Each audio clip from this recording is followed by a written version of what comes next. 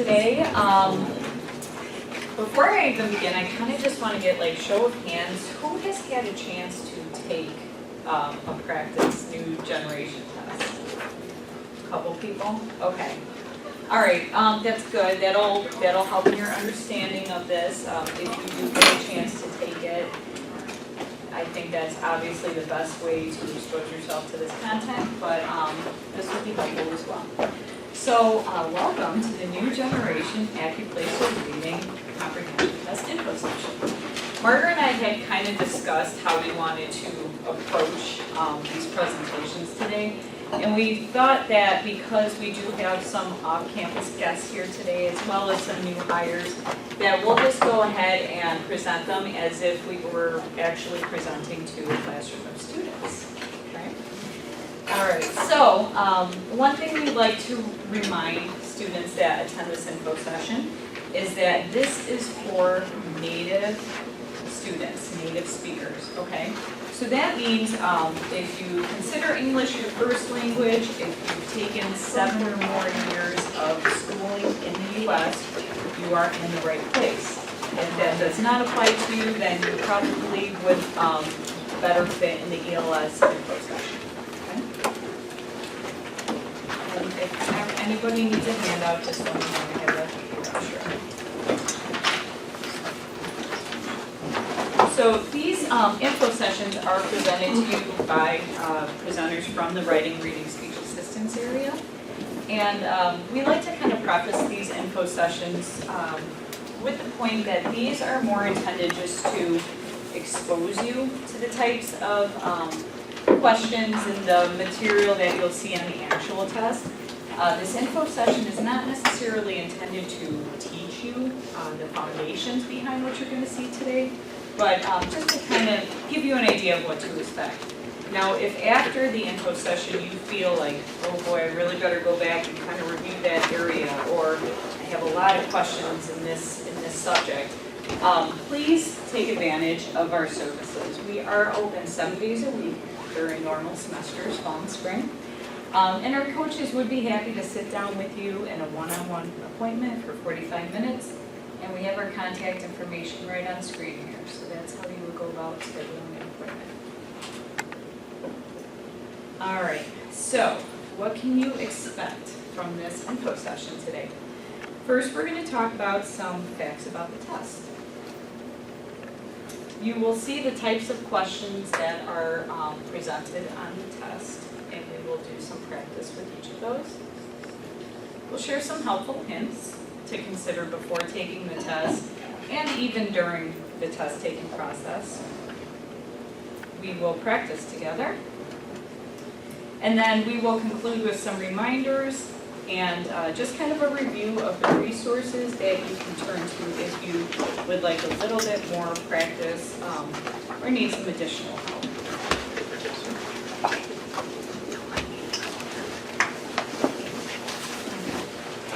So, some facts about the test.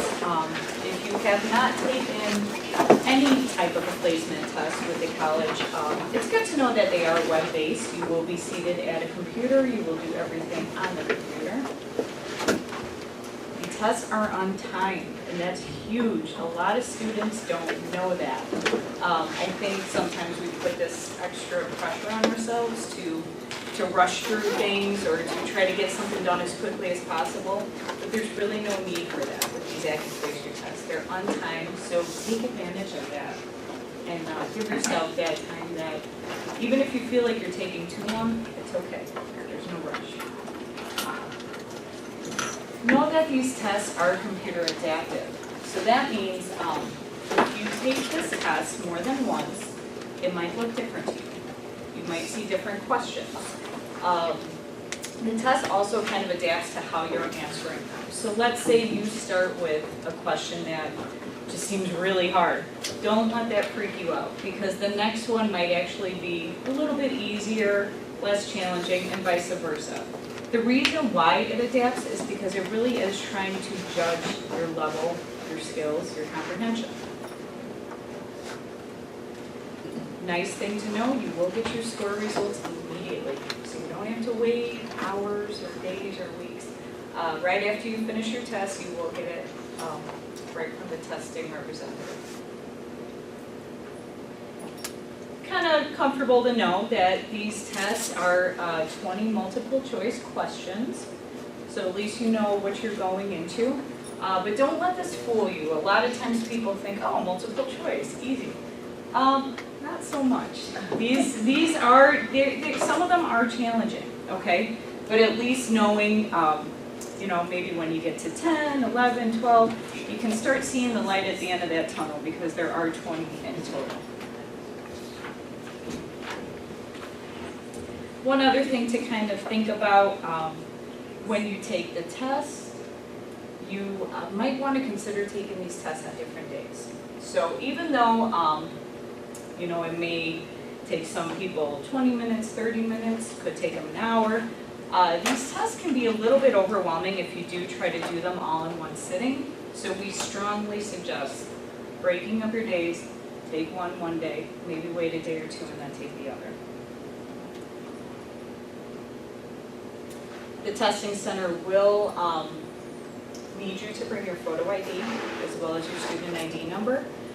If you do not have these items with you, you will probably need to come back on a different day when you do. You might also be asked to lock up your personal belongings, so this is totally normal. They do provide lockers for you. And you want to allow for extra time. Consider your planning when you go to take these tests. If you go and you know that you have to be at work in an hour or an hour and a half, try to go a little bit earlier in that day or maybe plan for a different day because that will be in the back of your mind the whole time. So you want to go when you know you have just lots of time to spare. One little small fact that some students are unaware of is that you can ask for scratch paper and pencil at the testing center. I don't know if you guys are note takers, but I am a very vivid note taker. So I do prefer this, and it can be helpful for students too. So we'll actually kind of practice doing a little bit of this note taking today. Just know if you do request scratch paper, you will need to turn it back in once you have completed the test. If students are wondering what the hours and the locations are, they can always visit the COD homepage and click on the testing center link to find the hours and locations. I can tell you that the testing center will not administer a test if it is if a student arrives an hour before closing. Okay, you need to show up before an hour before closing, and then they will give you the test. And that's really just to kind of permit the student enough time to read through it, think about the answers, and not rush. The other reason why you might want to show up a little bit early is because depending on the time of the semester, there can be lines. So you might have to wait in line. Once you get seated at the computer, you will be asked a number of demographic questions.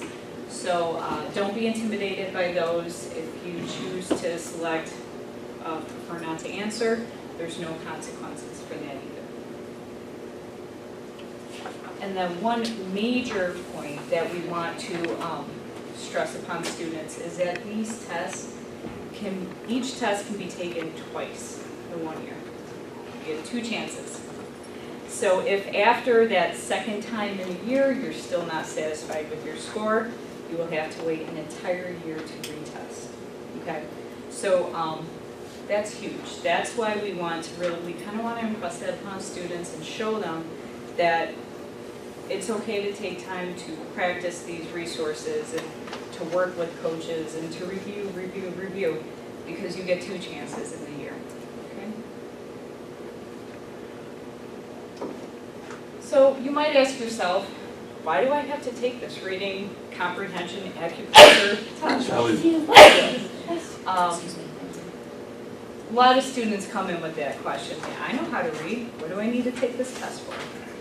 Well, the purpose of the test is to assess your ability to draw meaning from a range of texts. Okay? The second purpose is to determine the meaning of words and phrases in short and extended context. So you might want to explain to your student that you're working with that reading will be a component of every college course that they take. It doesn't have to be a reading class. It will be a component of every class, and to varying degrees. So that is why students are required with this. Now, the directions will be provided to you on the screen when you sit down to take the test, but we like to kind of preview them here first.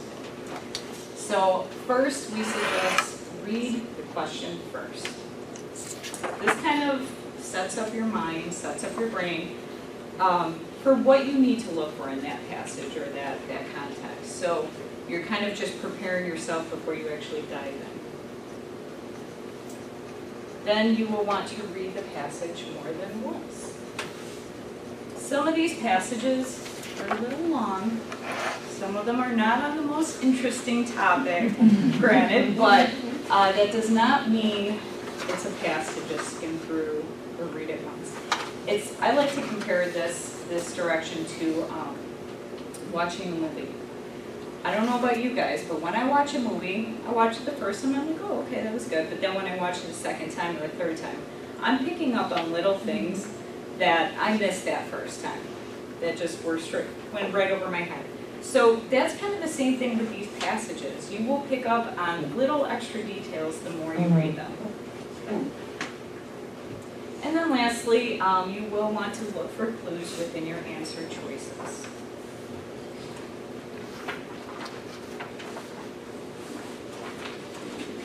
There are two types of questions that you will see on this test. The first type, they're either stated or implied. So if you get asked a stated type of question, your answers are usually found right there in the text, right in front of you. But if you're asked more of an implied question, it will require you to find clues in the passage and then determine your own answer. So you're kind of playing detective. You're piecing together things to formulate your own answer. And then the second type of question is the fill-in-the-blank question. So this will require you to choose the word or the phrase that you think best fits the meaning of a sentence as a whole. Okay?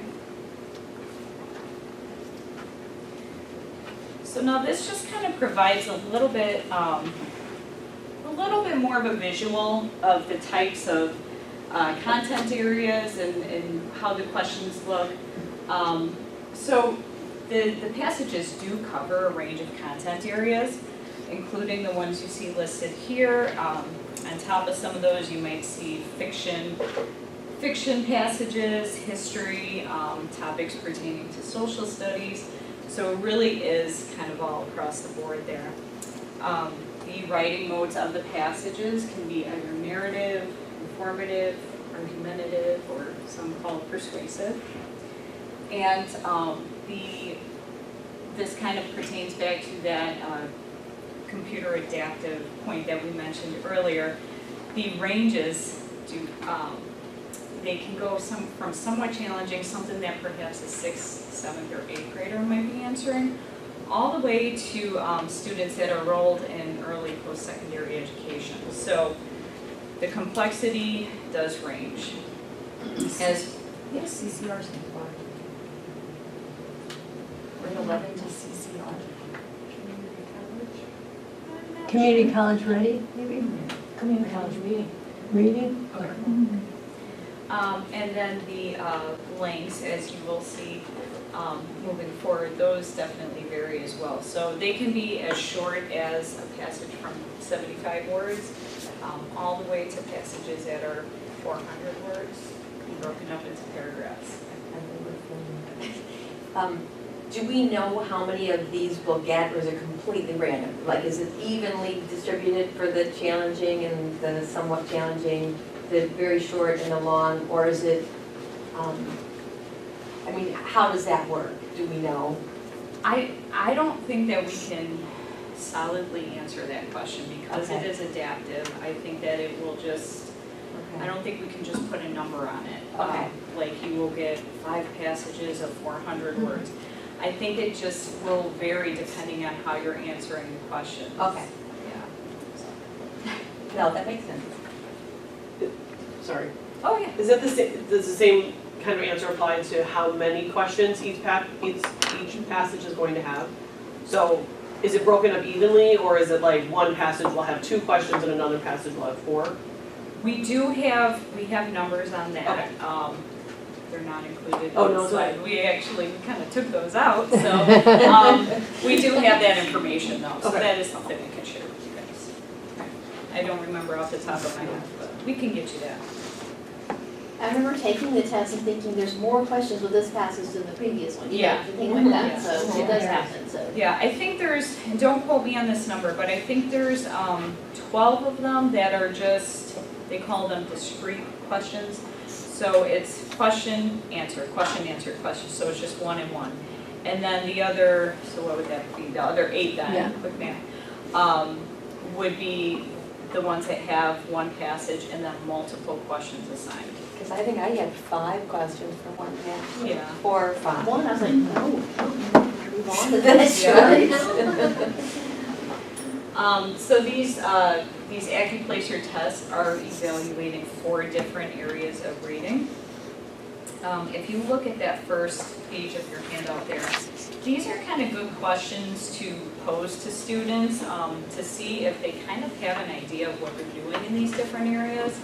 And we'll break them down momentarily, but that first area is information and ideas.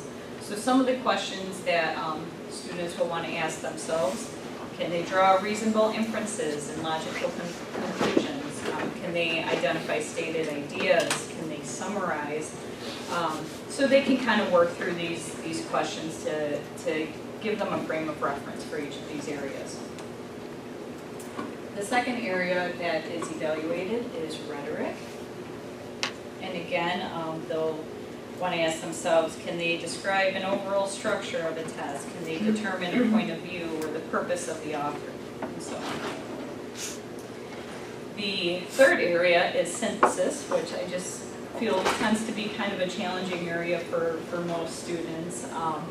So we will work on those. And then lastly, we have vocabulary. So let's break these down a bit more.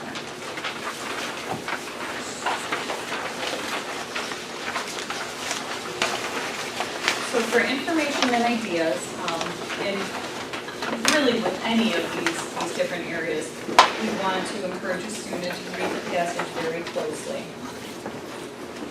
And then they will be trying to determine the central ideas and the themes. So a good question to ask yourself with these types of information and ideas questions is, what is the writer trying to communicate? What is the topic of this? And so just remind students, your topic is your subject. So you're trying to figure out what is the subject of maybe this very, very long passage, okay? Why did the author write this? You might encourage them to try to summarize and state the main idea in a single sentence before they read their answer choices. And this is a really good use of that scratch paper. If they are able to read the passage and come up with their own sentence or 2, what they think that main idea is, and then they look at their answer options and find something close to it, it's going to make them feel much more confident in their choice selection. So that's a good strategy to model with them. You want to check for understanding of relationships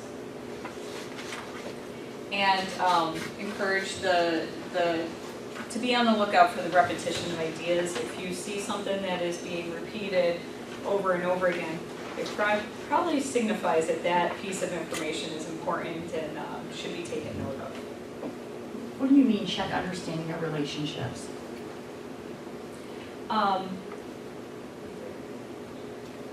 So you're kind of going to be asking why, you'll see it in the practice. So like, no, it's okay. Why has one idea been mentioned? Why have these ideas been mentioned? What are their relationship or their connection to the two? And I will come back to that when I get to that question. And another good rule of thumb is to obviously reread your first and your last sentences. There you can find, oftentimes you can find your topic sentence, perhaps your thesis, or even a concluding concluding sentence there. And once you have done all of these steps, you will want to choose the best answer. That seems like common sense to us probably, choose the best answer. But we kind of want to highlight that idea, the best answer, because with a lot of these, there might seem like there's more than one right answer. Or you might really be torn, like, well, this could be right or this could be right. That's where it's forcing you. You just have to pick one. Go with your gut. If you think that is the best answer, go with that one. Okay? So let's practice. So, like I said, we encourage reading the question first before you jump into the passage. So our question here, the passage characterizes Khufu's motivation to build the Great Pyramid of Giza as being driven primarily by. So if we were trying to work this question through with a student, we might encourage them, before they even read the passage, on their scratch paper, write down, what is this question asking?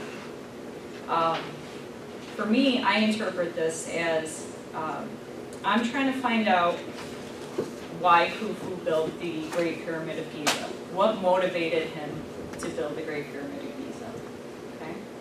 And if you, sometimes just breaking the question down into layman's terms like that can help the student have that much better of an understanding of the passage. All right, so if you would, let's see, these are on your second page of your handout.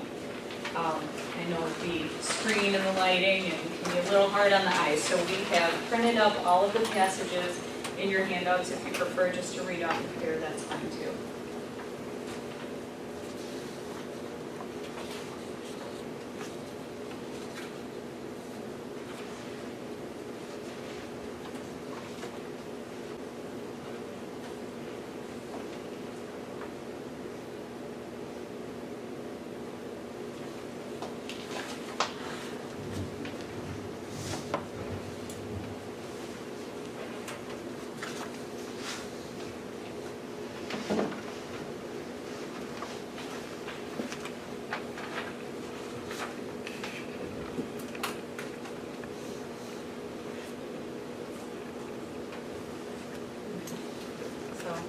People are looking up, so I'm going to go back to that question then. The passage characterizes Khufu's motivation to build the Great Pyramid of Giza as being driven primarily by, does anyone want to be brave and take a guess? His desire to outdo his dad. Okay, so let's see if that is one of our options. Is A, religious commitment, B, artistic ambition, C, a feeling of patriotism, or D, a sense of competition? What goes along with your sentence there? I would say D. D is the correct answer. Good. So then even just stating that sentence in your own way probably made you feel more confident than saying D. And we can, if we look back at that passage, we can see there was only one way to outdo his father. So obviously if you're trying to outdo somebody, you are competing. Now, to kind of go back to Tiffany's question about understanding the relationships between ideas and whatever the other thing it said. So in this passage here, this is a good one because it's including some insignificant details that those can trip up a person. And most of these passages have these insignificant details, which make it tricky. So this, let's see, where is it? Okay, the parentheses where it says sometimes known as chops. We don't need to know that. That doesn't matter, right? But a relationship that is important to understand with this is we know that we're comparing a father's work to the son's work, right? Kind of these different dynasties. So that's an important relationship to understand because there might be competition or a need to feel like you have to outdo your father, right? So these are things to kind of consider. You have to look at them on a little bit of a deeper level. Okay, does that make sense? Okay. All right, so let's move on. That second area evaluated is rhetoric. So for this, you'll want to explain to the student that they need to understand that rhetoric is the art of effective or persuasive speaking or writing. And I really want to point out this part here. I think oftentimes when we hear rhetoric, we automatically think of persuasion. It's just kind of where our mind goes. But it doesn't necessarily have to be that too. It's also the act of effectively expressing something, whether it's persuasive or not. That's something to keep in mind with these questions. Again, read the passage closely. And then once you've read the passage, once or twice, you will want to analyze the following. Look at the word choice, the text structure, the point of view of the author. Ask yourself, what was the author's purpose in writing this? And look at any arguments that might be presented. Once you've done this, look for clues in the details, and then make an educated guess. So let's practice one of these. Again, we'll read our question first. The passage's author most vividly conveys the sense that Plum's poetry is like music when he what? So again, could be helpful to write on your scratch paper, kind of in your own words, what is this question asking? So to me, I interpret this as more or less, how does the author convey Plum's poetry to music? How does he say they're similar? Okay? So you can either, again, read off the screen, or if you prefer your handout, this is passage 2 in your handout.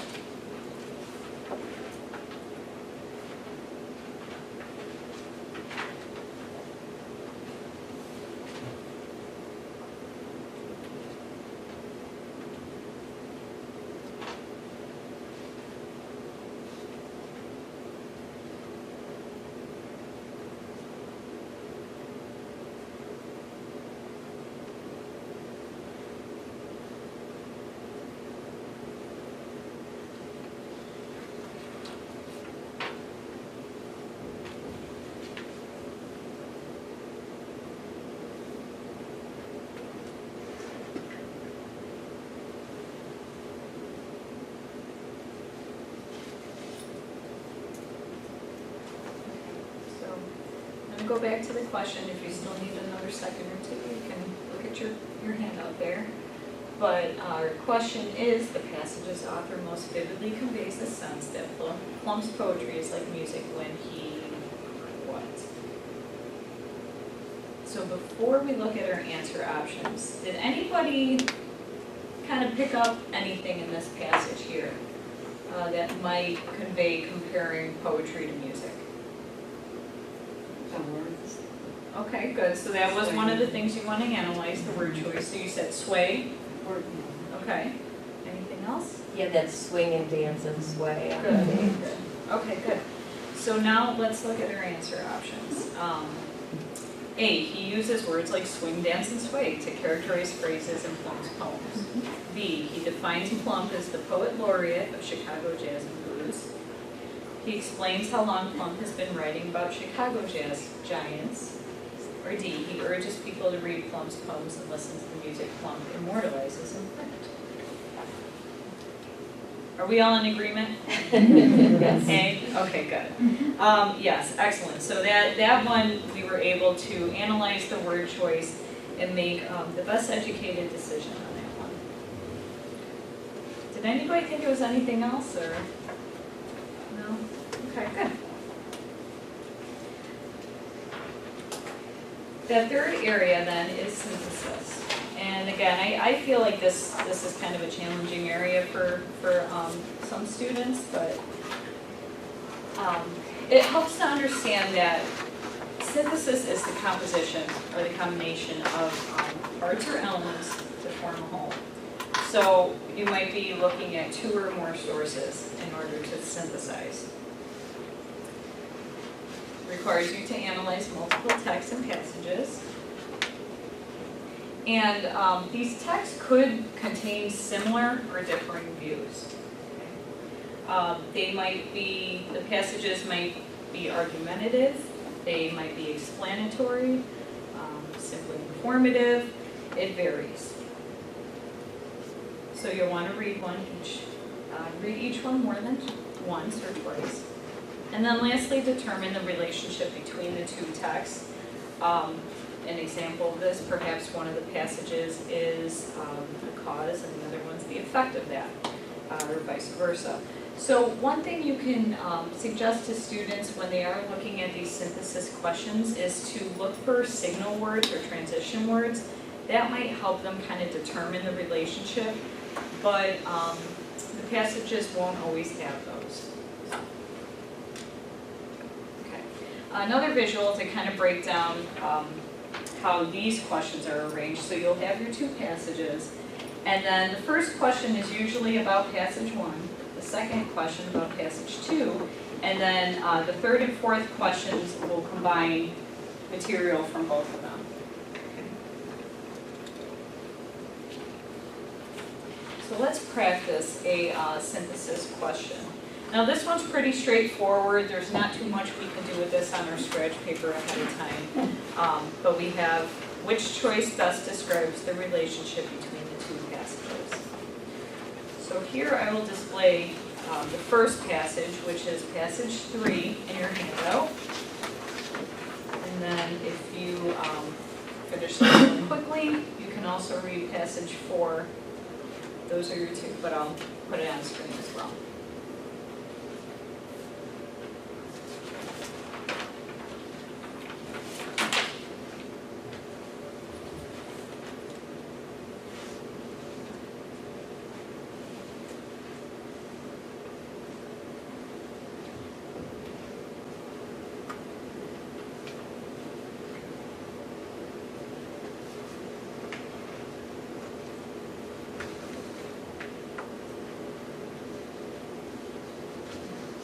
Go back to the question, are we all ready for that?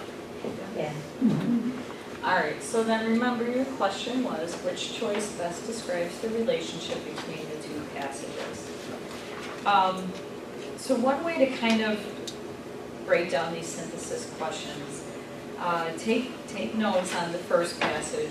Again, what do you think the main point was? What was the author's purpose? Do the same thing with the second passage, and then once you have those two sentences, try to compare them, see what the relationship is between the two, okay? So let's look at our answer options. A, passage 1 mainly discusses the National Radio Quiet Zone in general, while passage 2 mainly discusses a particular threat to the zone's integrity. B, passage 1 focuses on Green Bank, West Virginia, while passage 2 focuses on the National Radio Quiet Zone surrounding the town. C, passage 1 evaluates drawbacks of the National Radio Quiet Zone, while passage 2 evaluates benefits of the zone. And D, passage 1 offers praise for astronomers, while passage 2 offers criticism of astronomers. Does anybody want to take a guess?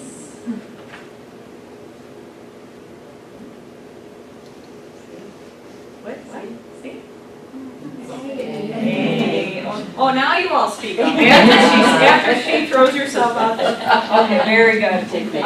So this one is tricky. A is the best answer, and that is because the first passage provided details about the quiet zone, while the second passage explained the potential threat of the robotic lawnmower. Okay. I think you had said C, right? So C and D, and we can try to work through the process of elimination with these, but C and D would be incorrect because neither one passes an evaluation, okay? There's not an evaluation on the quiet zone. With D, there is not an evaluation on astronomers, so we can kind of use the process of elimination to get rid of that one. And then choice B would be incorrect because the first passage does not only focus on this town in West Virginia, and the second passage does not only focus on the quiet zone. So those are a little bit too narrow. Okay. All right. Last area of evaluation was vocabulary. again, read the question carefully, feel like a broken record. And then you want to try to determine the meaning of the words based on the context clues in the sentence. This is especially important if you are faced with a vocabulary word that you've never even heard or read before in your life. And I'm not going to lie, I've worked in the WRSA for many, many years, and in taking these tests, these next gen tests, there were words that I was wishing I had a dictionary right there next to me. So they're kind of challenging, they really are. So that is where you will want to use your context clues. You'll want to look at your sentence before and after, and look at clauses and phrases and so forth. You can try to add clues to what you may already know about the topic. That might help to kind of flesh out that vocabulary word a little bit. Pay attention to prefixes, suffixes, root words. This could be also another helpful tool for you.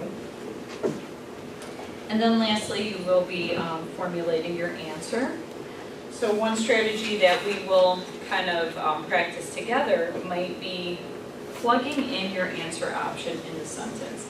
And even though that seems a little tedious to do every time, it can be helpful to read the sentence with each answer option. And that might help, just even hearing it, if you have to read it, just quietly out loud to yourself, that might help you choose the best option.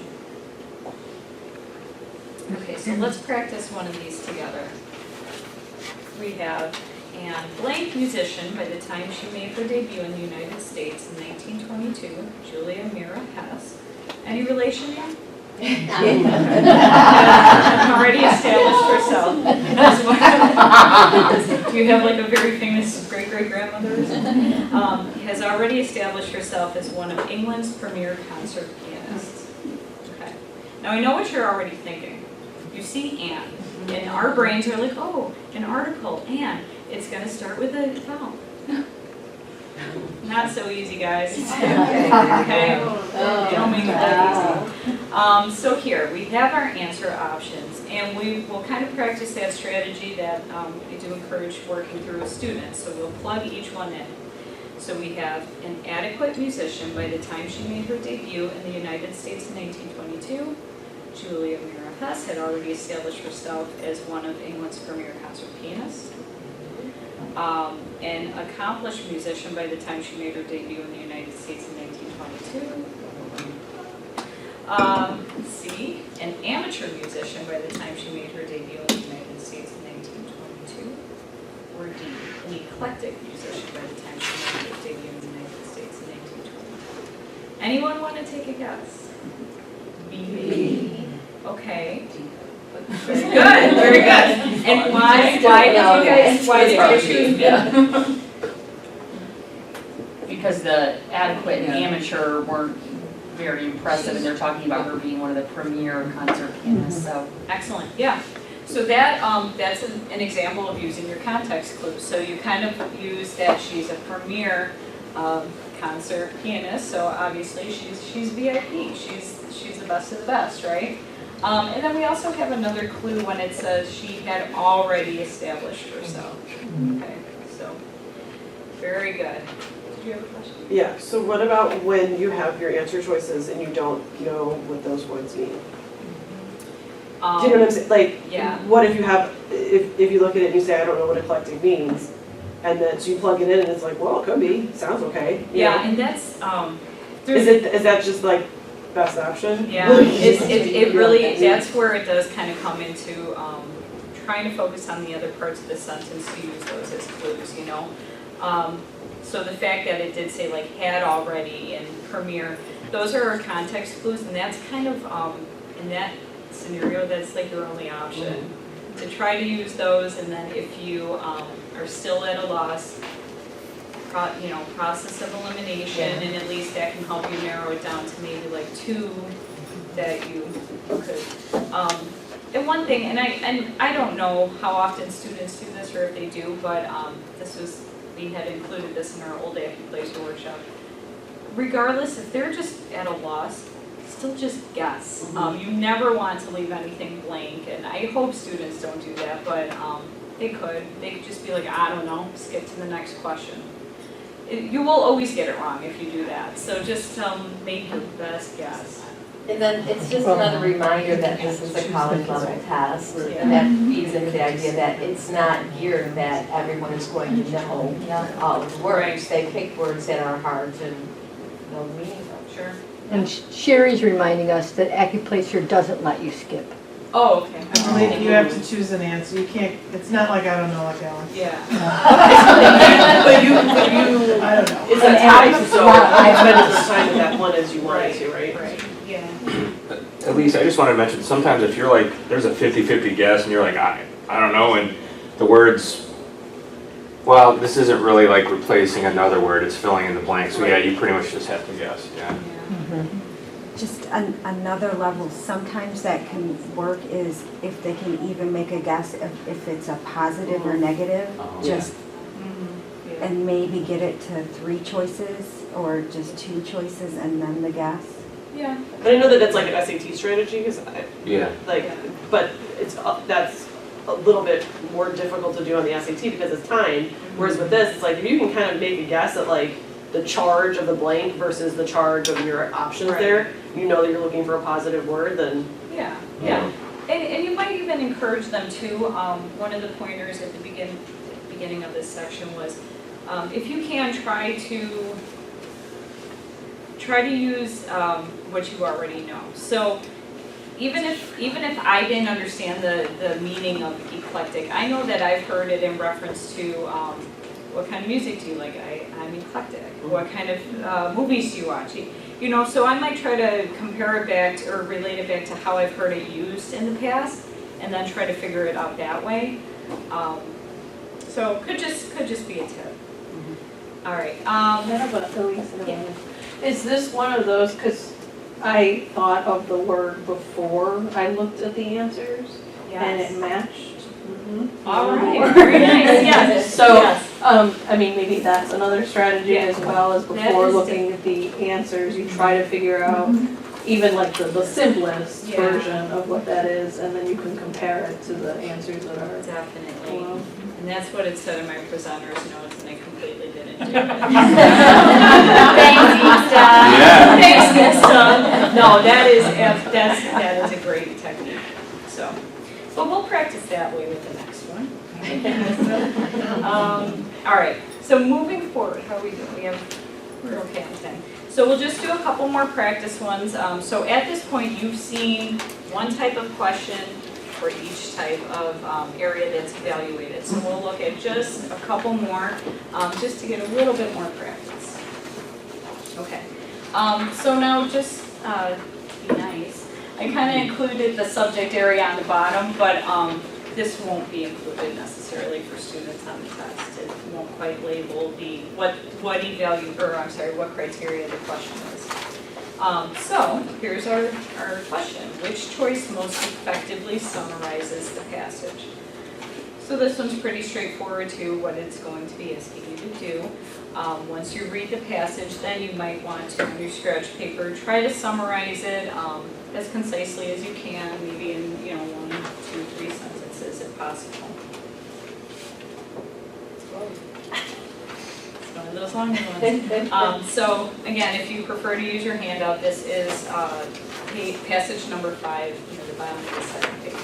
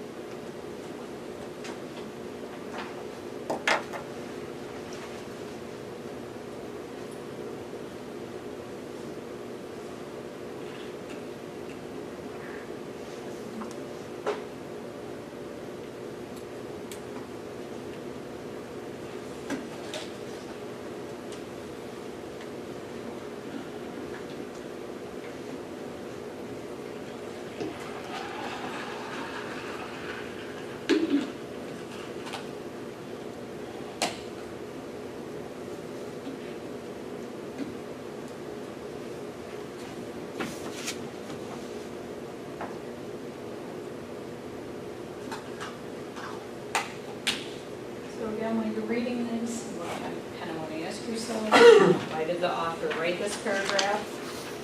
Maybe you can even pick out what you think might be the thesis statement, if there is one.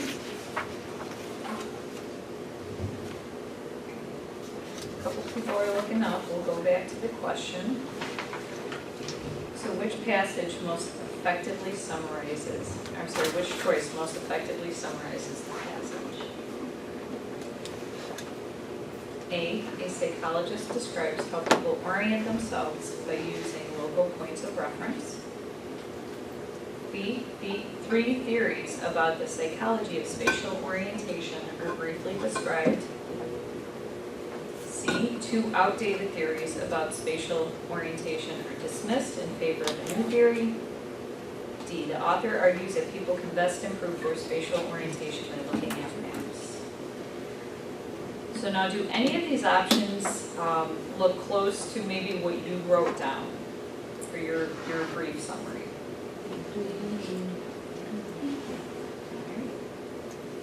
Very good, B.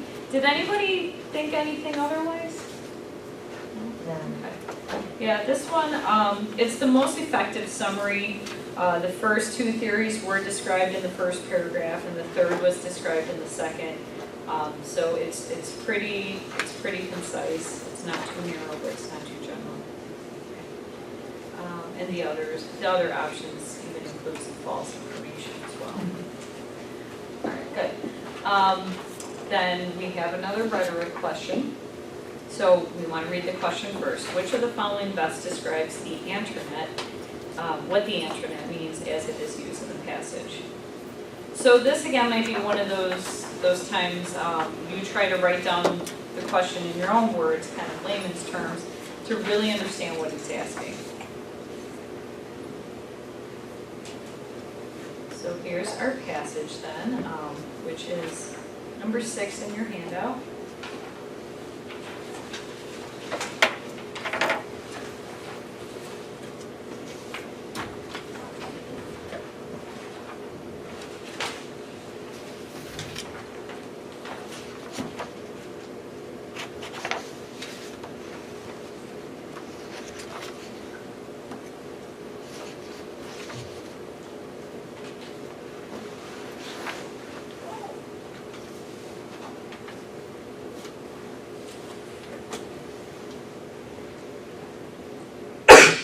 So,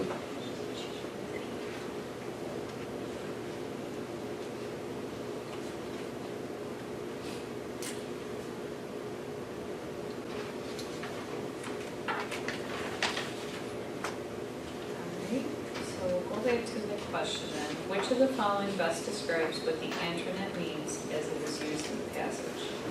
So here on your scratch paper, you might have, after reading the passage, you might have written down your own definition of Antronet. Anybody do that? No? That's okay, that's all right. Let's look at our options. We have A, a rating system board and created to measure the level of complexity of the tasks that ants undertake. B, the neural paths in ants' brains that Gordon found were responsible for forager ant behavior. C, the hierarchical leadership system that Gordon identified among the ants she studies in Arizona. D, a term Gordon uses to refer to the network of interactions ants use to complete complex tasks. Anybody want to take this? D. You guys are so good. All right, very nice.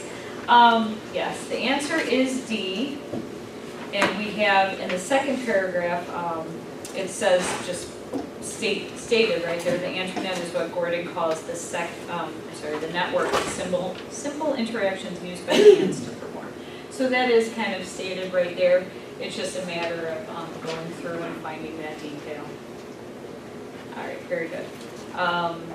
So we'll kind of go through reading these a little bit quicker just so we can get through everything. We have one more synthesis question.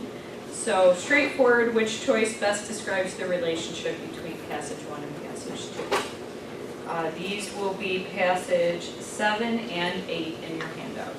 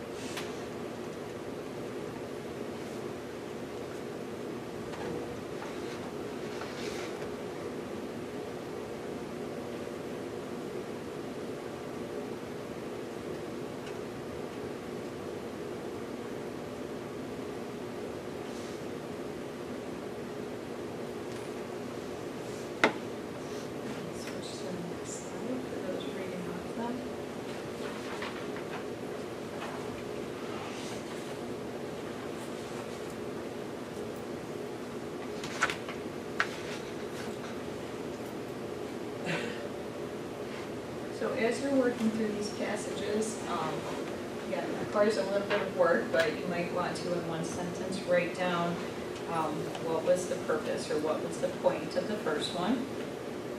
And in another sentence, what is the purpose or point of the second passage? And then compare those two sentences you wrote down and try to see if you can determine a relationship between the two.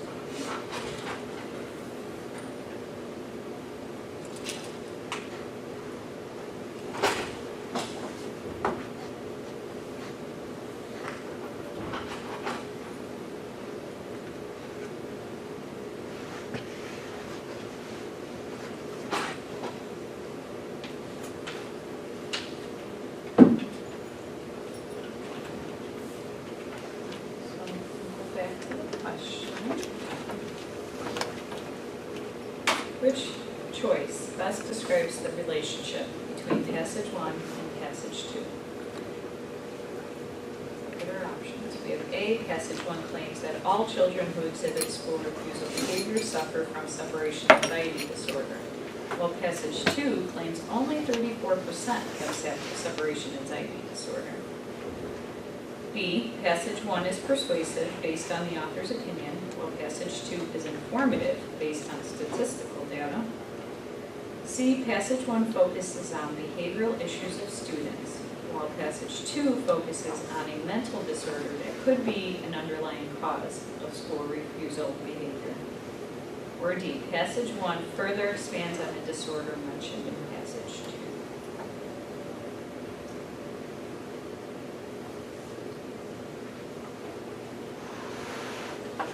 Feeling great. C. I think it's C. C is correct. Passage 1 does describe the behaviors associated with school refusal, which are often linked to mental disorders, while passage 2 elaborates on the disorder, which is that separation anxiety disorder.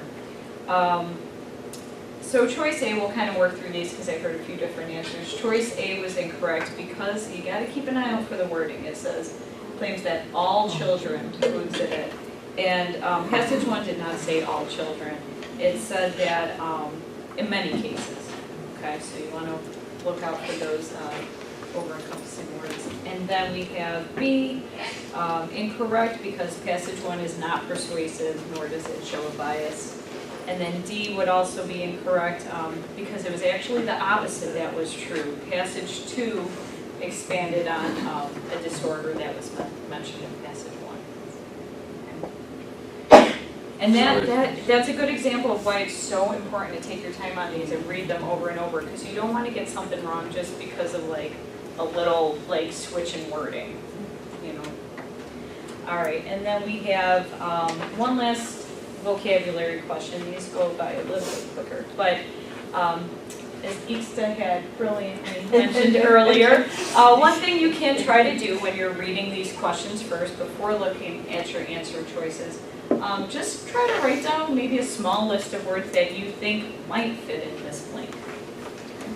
So we have the giant squid had blank photographers for decades, but the deep sea creature was finally located and photographed for the first time in 2005. So just take a moment, jot down whatever a word or two you think could fit in there. And we'll look at our answer options. We have A, the giant squid had intrigued photographers for decades. B, the giant squid had flummoxed photographers for decades.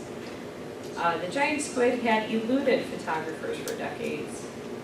Or the giant squid had exhausted photographers for decades. C. Very good. And this is another one where you can use your context clues if you're kind of unsure what the vocab means. Context clues might be, well, we have but, so we know that there's a contrast here. Was finally, so that shows that this is something that they've been in the search for a long time. And then even the year 2005, that's not too long ago. So these are all kind of context clues that can help determine the correct answer. All right, so to wrap this up, we encourage students read the questions first, Make sure you really understand what the question is asking you. Try to use the process of elimination when you can. And it's okay to skim the passage, but only after you've read it twice or even 3 times. On your handout, we do have a list of resources that you can practice with. These all do include content for this new generation AccuPlacer as well as the current one. So you can check these out, and I believe all of them are free. They do not require payment. 1 or 2 may require you to create an account, but that's free as well. Okay, if you need more help, please come work with a coach in a one-on-one session. You can schedule an appointment online or give us a call, and we would be happy to go over more of this with you in detail. Thank you for attending.